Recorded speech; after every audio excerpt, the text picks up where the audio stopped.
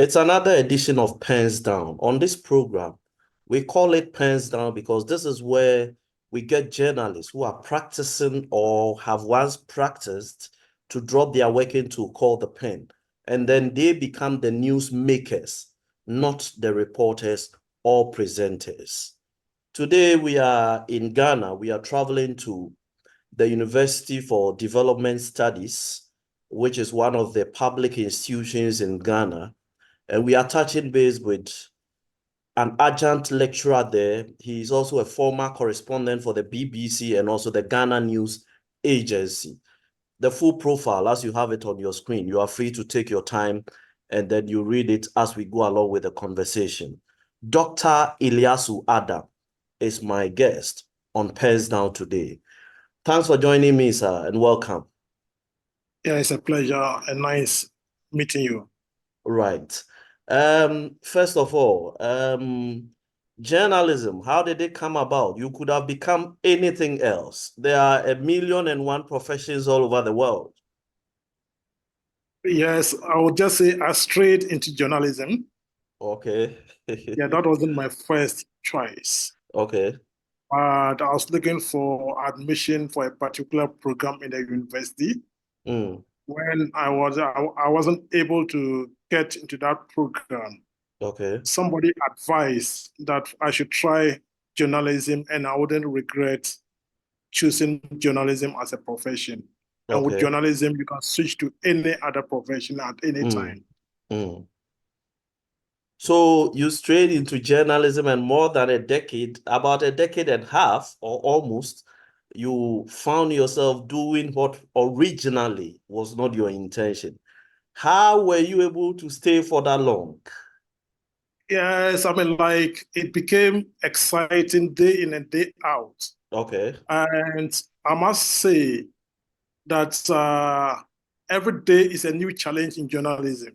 Mm. And again, too, I mean, like, especially if you travel at the countryside Okay. and you see the problems of the people, I mean, Mm. you want to bring it to the attention of the duty bearers to at least assist, elevate their plight. That Mm. actually made me to stay longer in journalism.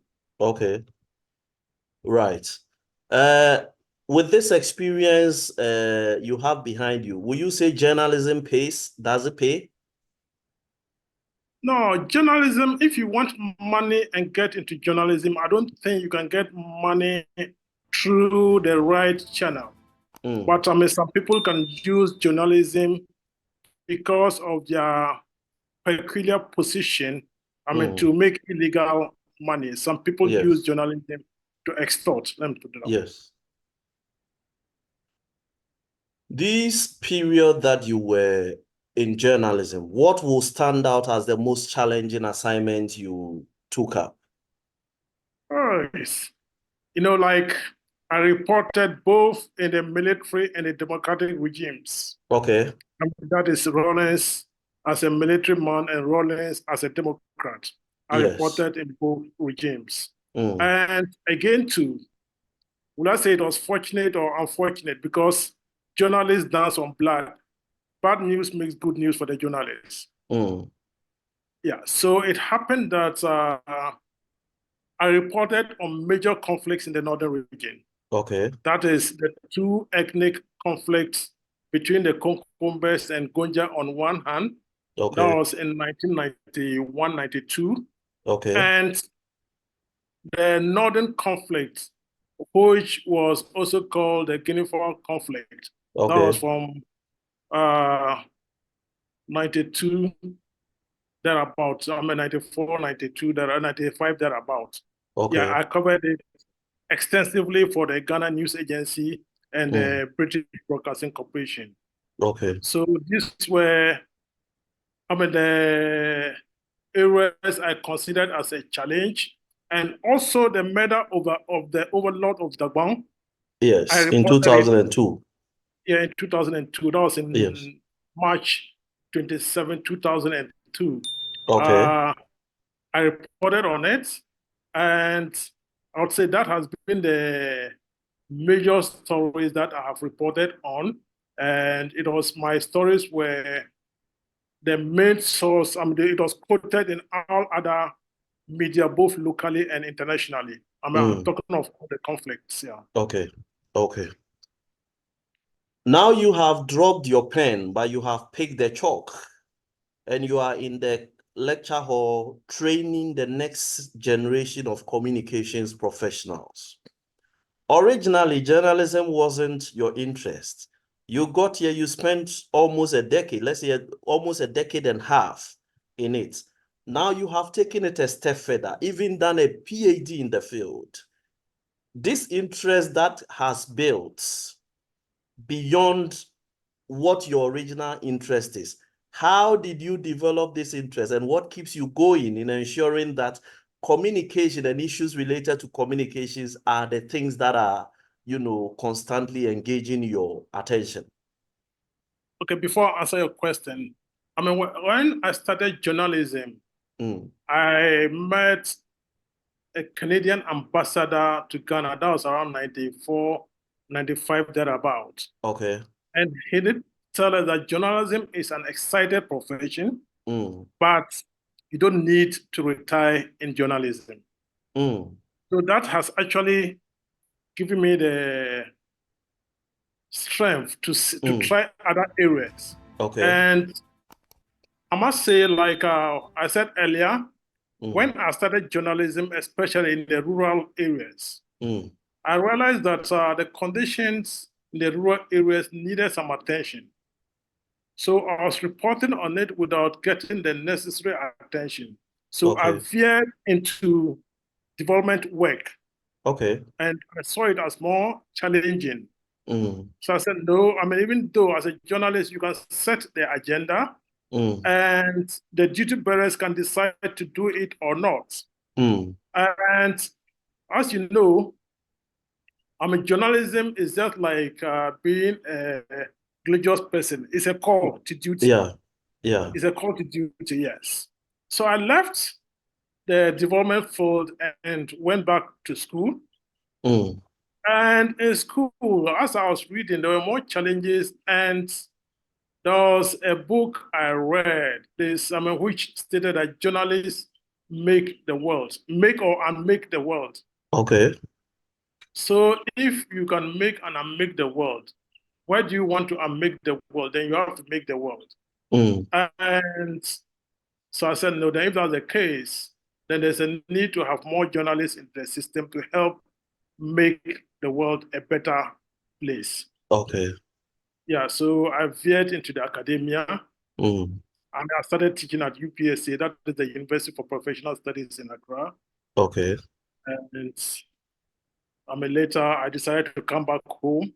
Okay. Because they were trying to establish the journalism school at the University for Development Studies. And as you know, I'm not growing younger, I'm growing older. Yes, and I don't have to keep the knowledge I have to myself. Yes. I have to share the knowledge with the younger generation. And that is why I decided to come and assist Dr. Mama Shaibu to start the journalism school at the University for Development Studies and make sure that it succeeds and we train better journalists for a better Ghana. At the time you practiced, you didn't have social media interfering in the work of journalists. Of course, something like breaking news was owned by the media, and even the media dictated when news came out. Today, social media has taken breaking news away from the traditional media. By the time you pick the thing, you think you have an exclusive or a scoop, you will come and some blogger has posted it 2 hours ago. That is the speed with which social media is taking information to the public. I am sure, yes, you are not in practice, but you are interested still in the quality of journalism because it becomes a reference point for you to be able to tutor and train the kind of materials entrusted into your care. Journalism today and journalism at the time you were practicing, what is the comparative analysis from your standpoint in terms of quality? Yes, the quality I would say it depends the medium you are reading. Okay. I mean, like even if you go to the internet, I mean, there are certain websites you wouldn't take them serious, That's and there right. are certain websites you take them more serious. Yeah. So, as maybe as a professional or an academic, I mean, you must be able to know the differences between a professional write-up and a non-professional write-up in the media. Yeah. And I would say in the old, I mean, I'll call it the analog type of journalism. I mean, at the time we were writing, I mean, if you care to know, Yeah. I mean, you had to dictate your story through radio to the head Wow. office in Accra. Somebody will have to write it. Huh? That And it was will transcribe. laborious. It was laborious, yes. Yes. And there are times they might even get the spellings wrong. And if you went into a district where there was no method of communication, if you were there for the number of days, you've got to wait until you return to Tamale and start serializing your stories to the head office in Accra. Yeah, so the news at that time was not timely, but the media houses were not also many. Yes. I mean, you could count the number of journalists in Tamale. I mean, Mm. because we had only the state media, we didn't have Yes. a state broadcaster, a private broadcaster, we didn't have That's private right. radio station, we didn't have a private print in Northern region. Mm. And the only private print that operated in the Northern region between 1990 and 94, thereabout, was only the Chronicle and the Voice. Okay. They were the only private papers that operated in the Northern region. The other papers were the Ghanaian Times, Daily Graphic, GBC, GNA.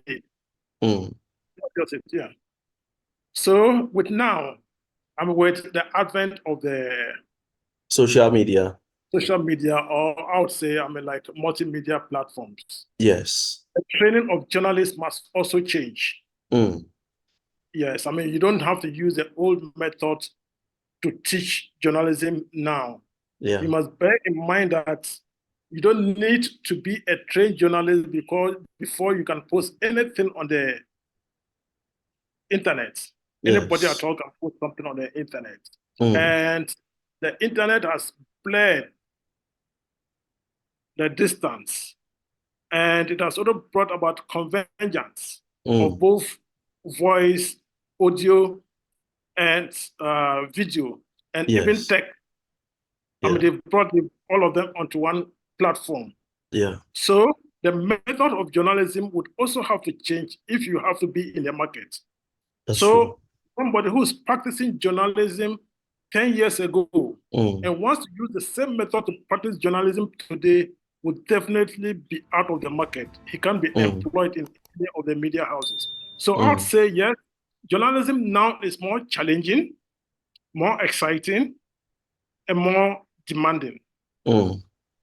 Yeah. So with the advent of the social media, the journalists would also have to be abreast of the technology that they need to use to be abreast of the market equally. I want to have your take on Solly. It is one of the points of controversy among journalists. I don't want to prejudice. What do you make of it, or what is your take on it? Yeah, that has always been my challenge with Solly.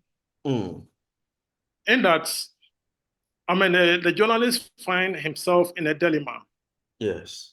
Is the Solly always only the monetary inducement, or if the organizer of the program provides transport, provides accommodation and meals, can that also be considered as Solly? I don't know where I get the angle. I get you. Because there's no free lunch anywhere. And possibly, let me add some more dimensions. Trained, paid trips abroad for capacity building, coupon for shopping. Sometimes they might even want to sponsor your baby's naming ceremony or whatever. Newsmakers, I'm talking about. Several forms. Some can pay school fees for you to take a course or two. Yeah. So would you consider all as solely? You see, but if you are limiting the solely in the Ghana context, that is going to an assignment and give you envelopes. You say, I mean, like if you look at the GJ code of conduct, Yes. I mean, it's illegal to take that, I mean, inducement. But Yes. ask yourself, how many media houses, both private and public, pay their reporters well? Yeah. And I'm telling you that even some of the reporters take less than $200 a month. Wow. Less than $200 a month. Mm. And if they have a family, and the $200 a month might not be able to take them for more than 2 weeks. Mm. So the conditions for the journalists has created the condition for them to compromise. That's true. But during my time, Mm. because it was a state broadcaster that was dominating the media landscape, you're more or less compelled. And for example, if you're working for the Ghana News Agency, Ghanaian Times, GBC, or Daily Graphic, Yes. I mean, you had official accommodation provided by the government. That's right. So if you did something against the government in power and they tell you to give the accommodation, what happens? You'll be homeless. Homeless. So that's the dilemma in which journalists find themselves. But credibility is always at stake. Yeah. As to whether when you take that gift, would it influence what you are going to report on is another issue. And if you don't take it, like in our tradition, you don't refuse gifts. Yes. But you have to declare it to your superior. That this, I mean, like for example, if I'm from the Ghana News Agency and I go on an assignment and I'm giving some gift, I must come and declare it to my office. And if it means putting it aside at one place, then that is transparency. You are being transparent. You're not trying to hide what you got from the field. And if you are transparent, I don't think that is illegal. Even the established media houses in the West, I mean, when they take the gift, they come and declare it in the newsroom, and it does not become your property, but it becomes the property of the newsroom. So even presidents take gifts, and if they take the gift, they have to declare it. If they don't declare it, then that's when it becomes illegal. Yeah. But I mean, if you look at the conditions of service here, in most cases, people would even use the money to settle some outstanding debts before they get back to the newsroom. Yeah, so that's the dilemma in which the journalists find themselves. I must tell you that in the private media, some of them are not on any payroll. Yes. They're not on any payroll. Then how do they survive? It then makes solely a life and death situation for them. Yeah, so therefore, I mean, like, you bring Solly to induce him to write a story towards a particular direction. I mean, definitely, even though it might be against his principles, but he has to survive. So until the conditions of journalists are improved and a level of professionalism installed in the practice of journalism, the Solly becomes a major challenge. But let me put you on the spot. During your time in active service, was there times anybody approached you with anything, material or monetary, to compromise details of any story or report you were doing and then take it? You see, what happens is that if you refuse, then they know that you are thinking towards a certain direction. But if you take it and you write the story according to your conscience, then they tend to respect you. Next time, they won't approach you with any resources. So it got to a time that even, I mean, there was a clique of us, when we were on assignment, they wouldn't distribute the Solly in our presence. because they thought that if they gave some of us that solely, wouldn't do the bidding for them. So they would go to their individual various media houses and give them whatever they wanted to give them. But I must say, yes, I'm like I was telling you, if they bring a vehicle for me to go to the assignment in a faraway place from Tamale, and they provide accommodation for me, definitely I can't refuse that. But that should not influence the story I'm going to write on. But the other thing too is that since they are transporting you to that place, it's more or less like a guided tour. If you want to go on your own to investigate behind the news, they'll go and leave you. That's true. And because you don't have the transport. So you're always in that dilemma. I mean, without resources for you to carry out your own program, I mean, you would always have to depend on the newsmakers. And that has been a challenge. And I mean, just look at our television stations, both private and local. Apart from some few TV stations that can produce their own 30-minute documentary. Yeah. None of them, I mean, all of them, the rest don't have the resources to produce any of their documentaries. So you find them pirating foreign programs just to occupy time and space. Yeah. Even I'll tell that in Tamale, none of the radio stations, I've monitored it, none of the radio stations, over 20 radio stations would go to the field and produce a 15-minute documentary. None. So that's the challenge of the media landscape. Is it that in the specific case of Tamale radio station, is it that they don't have the wherewithal and the resources, or they just don't want to? No, what happened is that they have not thought through before establishing those media houses. Okay. Yeah, some of them see that as more of a status symbol. Establish a media house. Yes. Yes. And after establishing the media house, they cannot employ qualified persons to the media house. So what they do is they just get some students or people who have dropped out of school. I don't want to use the school dropouts, but those who have dropped out of school. I don't want to use, I mean, like, just for one reason or the other. Or those who have postponed going to school. That is more diplomatic. Yes. And they just get them, and for them to have fame, they come on the radio station and just be mentioning their names, but you don't see so much professionalism in whatever I mean, they are producing on the radio. Even to the extent that they don't even have reporters on the phones. What they just do, somebody will just go through the Ghana web, take stories and rewrite it and broadcast it during their news time. So it's actually a very big challenge until they get professionals to man their private stations. I mean, wouldn't be able to carry out the professional duties of a media house.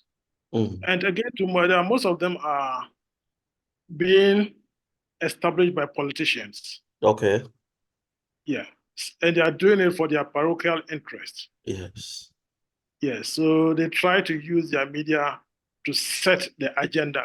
And no, agenda setting is part of the duties of the media. So having a media house would want to use it to set the agenda. And the agenda might not be in the interest of the whole society.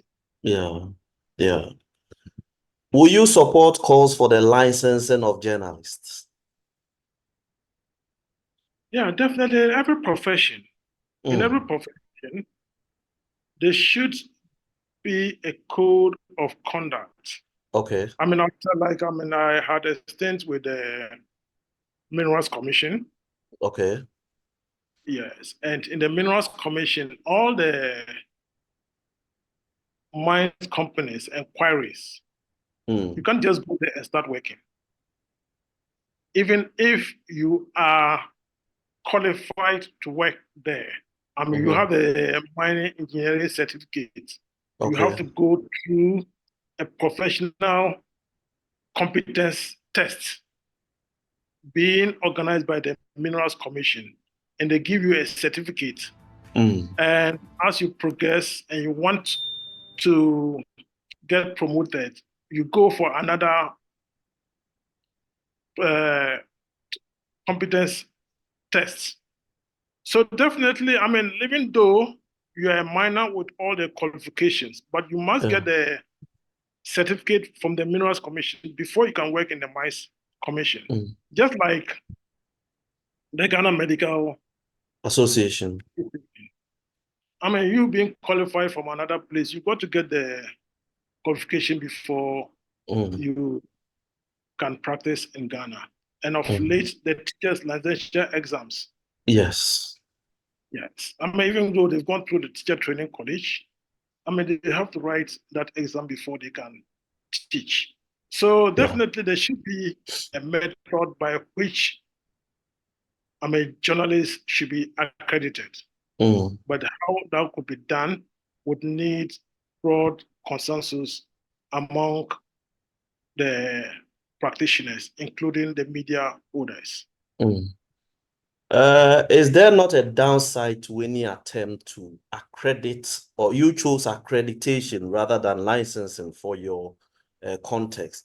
Would there not be any possible downside? You know, the kind of politicians we have here, some of them are notorious for crashing dissent.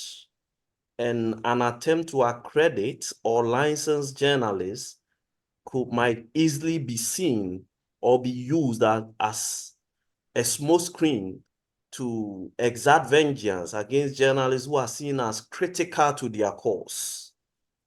No, definitely it shouldn't come from the politicians. It should come from the journalists themselves. I mean, it should come from the journalists themselves. I mean, they must agree that before you are licensed or accredited, you must go through a certain process. And that process would then be recognized by all other stakeholders. I mean, journalism is not dependent on politicians for the licensing, because it's not only the state that employs journalists. I mean, there are private and yes. So whatever you are going to do, you are looking at the profession, but not at the governmental level. For example, the teachers who are not licensed. The private schools can employ them. Yes. The private schools employ some unlicensed teachers. But in order to be recognized as a member of the Ghana Journalists Association, and in order to be recognized to be an editor or somebody of a responsible position in any media house, you must have that license or accreditation from an institution established by the Ghana Journalists Association. Your golden memories. Oh, my golden memories. Quite interesting. There are several. Okay. Yes. I mean, I just give an example. In March 2002. Okay. When the Yana was murdered. Yes. I was one of the first to break the story. Okay. And by evening, I wrote another story that the Yana was not dead. Wow. Yeah, it was a look-alike. Okay. Because there was so much tension in town. And people were prepared to attack each other. Yeah. Even though my source was undisputed that the Yana was dead, but I had to create doubt in people's minds. Just to calm nerves. Yeah, just to calm them that he could still be alive. Wow. So now that were you not by then endangering your own life? No, now if you said that he was Okay. not dead, I mean, it counts nerves. When nerves calm down and people get to know the truth, by Mm. which time the emotions are reduced. Mm. Yes. I mean, that was, I mean, like, so there was two stories. He was dead, he was not Okay. dead. And those who didn't want him to die were saying that he was not dead. Mm. So there are two stories now. He's dead and he's not dead. So that was one of the Same stories. author. Coming in, Two stories, same author. same author. Wow. And it brings us to the dilemma of a journalist. Do you report to incite or to reduce tension? Mm. Do journalists report to incite or to reduce tension? And journalists must also bear in mind that they are not above society, they are part of society. Mm. So, whatever you are reporting, you must look at the good of the society. Mm. And when national interest is at stake, Mm. the rule of the game also change. Uh, Yes. for example, assuming Ghana is at war with another country, Yes. and you are a journalist Mm. in Ghana, and all of a sudden you have seen the tools of the arms and ammunition of the Ghana army. You have Mm. seen the troop movement of the Ghana army. Mm. Would you report that you have seen X number of vehicles with these arms and ammunition moving towards countrywide? Mm. You report on that? Eh? Rather, you'll be looking at the enemy that is seeking to make an incursion. So that's why when national interest is at stake, Mm. the rules of the game also changes. I mean, you try first to reduce tension Mm. and to support the national cause. I'm not talking about the partisan political cause, Yeah, but the national course. cause. Mm. Yes. So that's one of the elements in which I But found let me find this out from you. to The media houses you were working for at that time, were you working for the BBC and GNA at the same time? I was a stringer for the BBC, Okay. a stringer and a worker for the GNA until 2004 that I Okay. resigned from the GNA. Okay. And I reported fully for the BBC As a for correspondent. the correspondent. I'm as a stringer. You know, the As a string. BBC, I'm a stringer here for the BBC Okay. until 2006. I mean, for the whole of the northern sector. Okay. All right. Yes. Now, my issue is the story about he's been murdered and the story about he's alive. Did these two media did you carry it on these two media did you forward it to them, or it was Yes. tweeted locally? No, no. First, I sent it to the Ghana News Agency. Okay. And, you know, at that time, like I was telling you, the reporters were not many. So the Mm-hmm. other media houses took the feed. Mm-hmm. Okay. Yes. And the Yeah, being international a media wire house, service, that is the Web GNA. Service, yes, yeah. Yeah. They took the feed from the GNA. So it was Mm. conflicting. And the GNA, you don't have the name of the reporter. That's right. The GNA anonymity was your takes, advantage. yes, you understand. And what happened was that there was an opinion leader in Mm. Tamale Mm. who was aligned to the murdered overlord, the Okay. Yana. Okay. And he also believed that he was not dead. Mm. And I had his phone number, so I gave his phone number to the BBC. Mm. So after my story, they contacted him and he Okay. confirmed what I said, that he was not dead. So that means you managed to put credibility on both reports. Yes, I mean, like those sources. I mean, like Wow. the issue was that when you're in doubt, you leave. Mm-hmm. But there are certain times, like I was telling you, the tension was so high. Yes. To the extent that even people defied the curfew. Mm. Police and military were deployed onto the roads, Okay. but people defied the curfew Mm. and were mobilizing. Yes. So It after would the have been a story, bloodbath. I've been a police officer. Wow. And the other story too was, But before you go on, upon sober reflection, looking at this, the swing of emotions or the swing of pen across these two storylines on the same matter, with the benefit of hindsight, would you do the same thing if given the same opportunity or the same circumstance? no, now with the era of social media, it will be very Mm. difficult to do that. But like I was telling, when national interest is at stake, the Yeah. rules of the game changes. Yeah. So are you reporting to incite or to calm nerves? Mm-hmm. You understand? I mean, just don't report anything at all. Mm. You understand? I mean, like, for example, the BBC cannot report anything negative about the Queen. Yes. Huh? That's right. You understand that? I mean, even though if it Yes. is true, you can't Yeah. report something negative about the Queen. Yeah. I mean, the BBC, Voice of America, cannot say anything positive about Putin. That's true. That's true. I do understand. Because, Yeah. yeah. Yeah. So to me, and if you look at the issue of journalists being, what is it?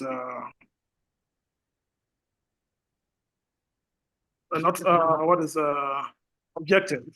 Yes. I mean, objective journalism is very, very relative. That's true. And Very relative. circumstantial sometimes. I mean, the issue is that if you talk about fairness, I would agree. Yes. But being objective, you're a human being. It's even Just take your subjectively time. defined, No, even actually. apart from that, Yes. who determines which story comes to the front page? That's a subjective decision. Huh? Yeah. Yeah, I mean, who determines which story gets to the front page, the middle page, the back page? That's right. I mean, so these are subjective decisions, but you Yeah. can only depending on certain circumstances and your orientation. Mm, Yes. mm, So as for objectivity, I see it as very, very, I mean, is more or less imaginary. mm, I mean, it's not real. mm, Objective to me, objectivity in the media is not real. mm. Let's talk about attrition. Journalism is suffering a lot of attrition. Top materials, highly trained, qualified professionals keep abandoning the craft. At least for somebody like you, when you dropped your pen, you picked up the chalk, or do we say the marker, whichever works today. So somehow you are a bit more connected to the craft in a certain sense. But we have a number of professionals today who are completely leaving the boat, finding themselves in some public relations, corporate communications, or anything that would absorb them. From where you sit, the attrition levels that are so high, what could be occasioning that? It's a matter of survival. Mm, It's survival instincts. mm, I mean, I'm yet to see a media house. mm, I'm yet to see a media house yeah. in Ghana that would pay about $2,000 a month to a journalist. You mean an ordinary 2,000. reporter, a mid-level No, even career an person, or an editor, editor? yes, an Okay. equivalent of $2,000 a month. I'm yet Mm. to see. You understand that? And again, if you're in the media house, you must also think about your retirement. Mm. I mean, if you retire Yeah. and you're going to live on your pension, and your Mm. pension depends on how much you're earning per month. Mm-hmm. It doesn't include allowances Mm. because allowances are not part of the pension Yes. calculations. Mm. So I realize that, I mean, your pension cannot take you anywhere. Mm. So what will you do if you get a better job that can guarantee a better pension? Mm. Definitely you opt for that better job. And Mm. again, if you look at the attrition rate of Yes. journalists, at times it's poaching. I mean, they Okay. poach them from the media Mm. house. because such organizations might not want to get somebody to train from the bottom. They want somebody with that experience. Okay. Yeah, so they try to get that person and push the person from that media house. And if you look at, I mean, this is my observation. I don't have any empirical data on That's that. fine. But if you look at media practitioners who have gone into PR of other companies, whilst they were in active practice in journalism, they might have been bidding for those organizations. You are right, indeed. Indeed, you are right. A lot of examples come to mind, just as you mentioned this.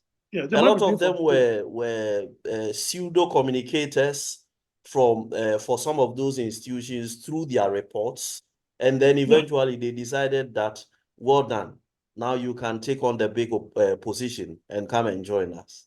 You are right. Yeah, they now take the veil out of that person and employ the person in that organization. Yes. So, but if you look at other reasons for the attrition, might be some conflicts between the owners and the reporter. And again, I know some other journalists who've left some media houses based on principles. The owner or the editor wants a story to be framed in a particular way or be dropped. And the reporter would insist that this particular story should go as it is. Yes, Samuel Ajiman, formerly of Metro TV, comes to mind because he did a public Facebook page post on that. I don't want to mention. I mean, I'm talking about the general issue of the attrition. That's right. That's right. Yeah. If we are to go back into time, but before that, yourself, why did you leave journalism for the lecture hall? You may say you are doing the same communication, but then the two, what you deliver might be different. Yes, I will explain. Like I said, when I left journalism, I thought I could implement some of the challenges I saw on the field. So I went into the development field. But I realized that you can't change the world's mood. Yes, it was very difficult. So I went back to school. And when I returned from school, I happened to be in conversation with somebody at University of Professional Studies. So he said, I mean, based on my experience as a journalist, and UPSA would also want to train communicators. Why not apply and try my luck at UPSA as a teacher? So I went to UPSA into the communication department to start teaching. And I realized it was more exciting. So I regretted for not going to the academia earlier. Oh, I see. Okay. You understand? Even though in communication, but because if you go to academia, you are training people to think towards a certain direction, to have a critical thinking, and to have independent thinking. So with the independent thinking, if they go to the field, they won't take things from the face value. They also try to analyze things for themselves. So at UPSA, I got a chance to go for further studies in communication. Yes, I mean, that was in Malaysia where I had my PhD. And when I came, I stayed in UPSA for some time and decided to come to Tamale. And I've not regretted for joining the academia. The only regret I have is I should have joined it earlier. Wow. Yeah, I should have joined it earlier because some time ago it was only the Ghana Journalists Association that trained journalists. And you mean Ghana Institute of Journalism? Yes, Ghana Institute of Journalism that trained journalists. Yes. And I must say, I'm one of the few people from the northern region who went to the Ghana Institute of Journalism. Okay. And when That is, I you came graduated, down all the way to Accra. yeah, and it was very funny how I got my admission to the Ghana Journalists Association, Ghana Institute of Journalism. It was very funny. I must thank Mr. Kojo Nyanka Okay. for everything. Okay. What happened was communication was very, very difficult. Communication was very, very difficult. So we went for the entry exam. Okay. So I went for the entry exam and I didn't get any results. Response from the school. Whether I had passed or not, there was no information. And one day I was just sitting and somebody brought a wireless message from the Northern Regional Coordinating Council. Okay. That I must proceed to Kumasi immediately. On the very day I got the wireless message in the evening. That was the day for the interview. So nonetheless, I decided to leave in the evening. And I took an articulated truck that was carrying cattle. Also transport from Tamale. It was very difficult because the roads were bad. Yeah. So I left in the evening and got to Kumasi the following morning. And went to the RCC just as I came. Yes. And they said Kojo Nyanka would come back. Okay. So when he came and saw me, and I introduced myself, and I showed him the wireless message. So he took his, those he was supposed to interview, and asked of some other 3 people from the northern sector. Okay. I said, may I be in Tamale and getting this information meant that those others haven't had any information.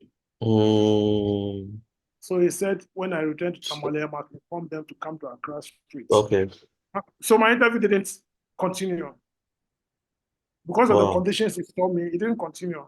So he just told me to rush back to Tamale and inform the other students to come to Accra for the interview. Okay. So that's how we got into the Institute of Journalism. That's what I said. It was by accident that I got into Institute of Journalism. So I always thank Kojo Nyanka for that. Yeah. If we are to go back into time, some 20 years, will you take journalism or you do something else? Yes. What happens is journalism has changed a lot. And journalists make and unmake the world. Yes. Yes. So, you must use other professions to practice journalism. Instead of you just training as a journalist. Yes.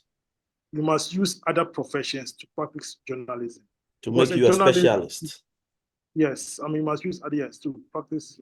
For example, for people to appreciate you reporting on economics, you must be an economist. Or else you just be parroting what somebody is saying. And you cannot analyze whatever is being said. Just like the medical field. You cannot. And again, I would have practiced journalism differently. And that I wouldn't report what people see, but I would rather go behind the scenes to fact check what they are saying.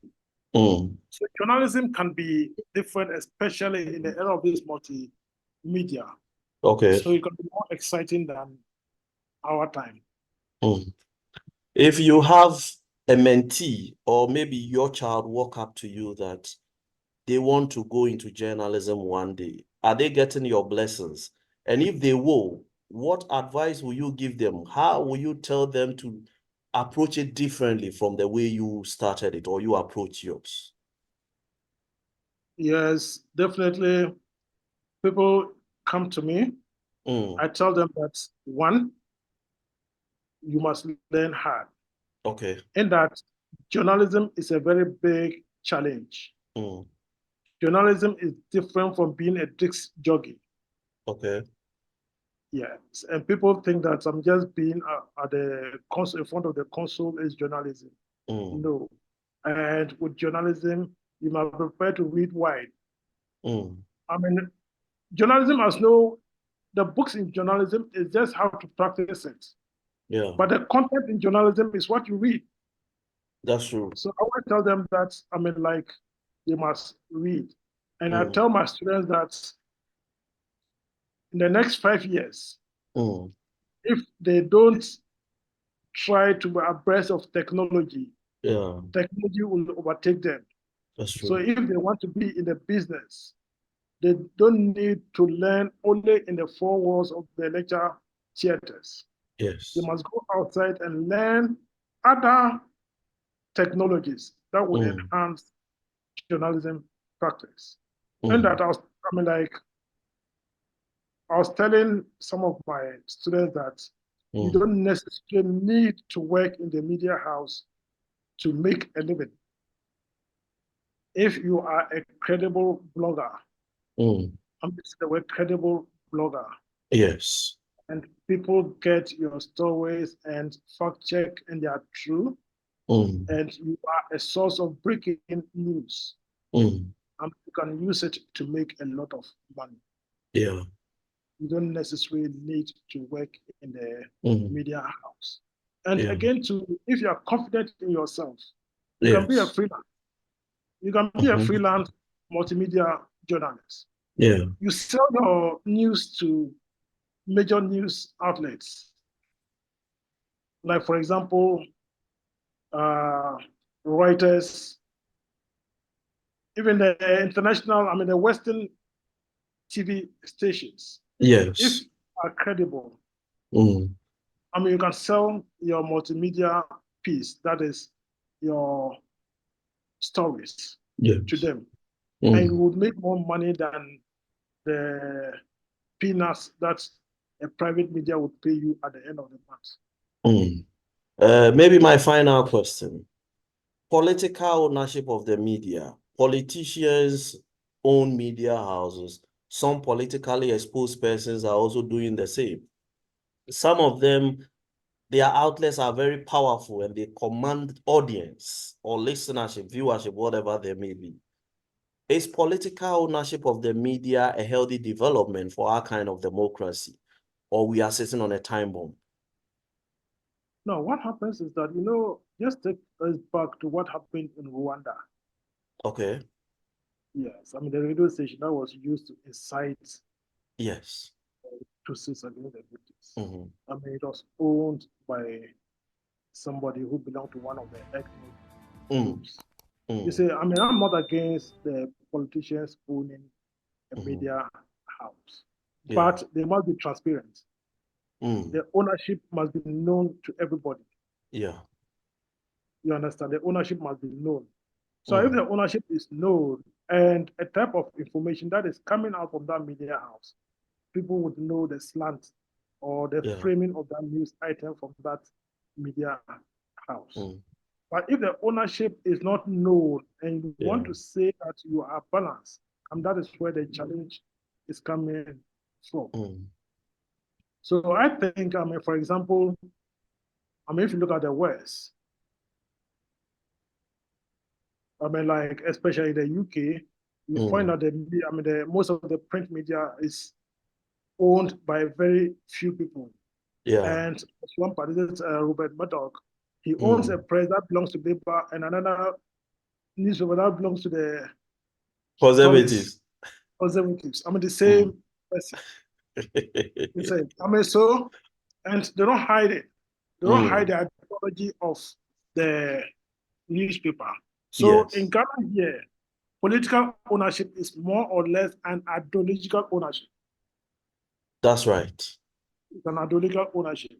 But if you are using that platform to incite, then the law have to come after you. You understand? But you can use it to frame. You can use it for your propaganda. And my understanding of propaganda is not negative. That's right. Yeah, negative. It's not negative. Propaganda is just emphasizing on your aspect the information Yeah. and de-emphasizing the other aspects. So if you are using it for your propaganda purposes without slanting or maligning the other parties, I don't see anything wrong with it. But first and foremost, the ownership of the media must be made public. I mean, they shouldn't hide under any other person's identity. An example is if we look at Canada, Japan, Yes. I mean, his media, I mean, everybody knows that Ken City, I mean, he owns those. That's right. Yeah. Everybody knows that they own, I mean, Yes. they own. So Yeah. definitely any news that is coming out from Wuntumi station Yes. is for Yes. MPP. Yes. Any news that is coming out from Radio Gold is for That's right. NBC. Yes. But you don't use it to incite. That's true. I mean, you don't use it to break the law. Mm. Mm. Let me pull the brakes here, sir. Thank you for this conversation. Yeah, you're always welcome. I've really enjoyed this one, and for the perspectives you have shared, I'm truly grateful. But maybe one last question. One thing I have realized is that the admission numbers into journalism institutions, and I'm going to use Ghana Institute of Journalism as the sample size. I've realized that those taking public relations courses are always in the majority as compared to those taking journalism. I don't know if you have a similar picture within the University of Development Studies. If that is the case, what is happening to journalism? Is it losing attraction, or a lot more people are beginning to turn their back on the craft, even at the level of the training institutions? The one happens is, yes, I mean, if you come to the schools and those pursuing public relations, most of them are being sponsored by institutions. Okay. Okay.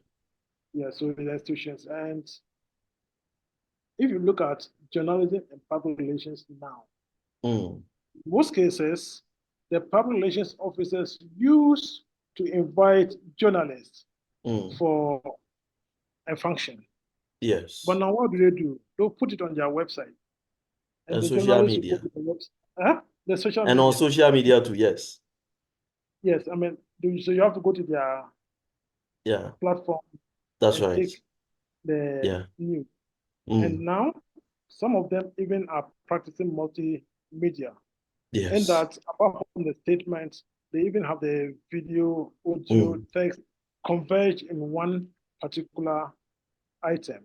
In fact, they do programs and they stream it themselves live on their social media platforms. So journalists can be in their office and so now it breaks to another question.